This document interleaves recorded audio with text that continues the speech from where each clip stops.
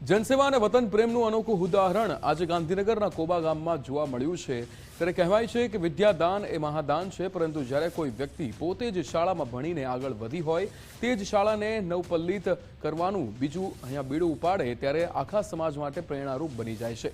કોબા ગામના પૂર્વ સરપંચે કંઈક આવું જ કરી બતાવ્યું છે। ગાંધીનગરના કોબા ગામના આંગણે જ આજે શિક્ષણનો નવો સૂર્યોદય થયો છે। જે માટીમાં રમીને અને જે શાળામાં ભણીને યોગેશભાઈ નાઈ આજે એક સફળ વ્યક્તિત્વ બન્યા છે, ત્યારે તે જ માટીનું ઋણ તેમણે અનોખી રીતે અદા કર્યું છે।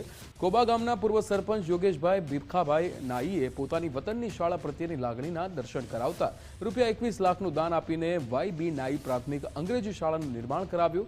આ એ જ શાળા છે જ્યાં યોગેશભાઈએ પોતાનું બાળપણ વિતાવ્યું હતું અને ધોરણ 10માં સમગ્ર શાળામાં પ્રથમ નંબરે પાસ થયા હતા। આજે જ્યારે સમય બદલાયો છે અને અંગ્રેજી શિક્ષણની જરૂરિયાત છે, ત્યારે ગામના બાળકોને શહેરો સુધી લંબાવવું ન પડે, તેમણે પોતાના ખર્ચે આધુનિક અંગ્રેજી માધ્યમની શાળા તૈયાર કરાવી છે। હાલમાં ગાંધીનગર કેળવણી મંડળ દ્વારા સંચાલિત આ શાળામાં 300થી વધુ વિદ્યાર્થીઓ અભ્યાસ કરી રહ્યા છે। જે રીતે પૂર્વ સરપંચે પોતાના વતન પ્રત્યેની ફરજ નિભાવી છે, તેની આજે સમગ્ર જિલ્લામાં પ્રશંસા થઈ રહી છે। ગામમાં મારા ફાધર કહેતા કે ભાઈ જીવનમાં સારું કામ કરવું તો 1990માં ગાંધીનગર કેળવણી મંડળ કોબા, જે 1964માં ગાંધીનગરમાં ક્યાંય સ્કૂલ નથી ત્યારે કોબામાં સ્કૂલની ટ્રસ્ટની આ સ્કૂલ આજુબાજુના 20 ગામના બાળકોને ભણાવે છે।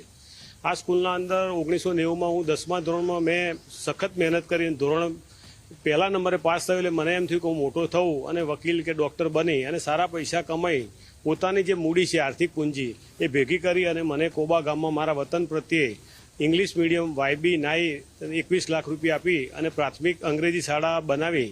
મને એટલો આનંદ અને ગૌરવ છે કે શિક્ષણથી સમાજનું, ગામનું, પોતાના પરિવારનું આખું એનો વિકાસ પ્રગતિ થાય છે અને આજે લાખો 20 ગામના કોબા, રાયસણ, ભાટ, સુગડ, નભોઈ, ઇન્દ્રાબીથી ઇન્દ્રોડા સર્કલ સુધી 20 ગામના બાળકો અહીંયા મફત શિક્ષણ એટલે મામૂલી ફીમાં અમે ભણાવીએ છીએ।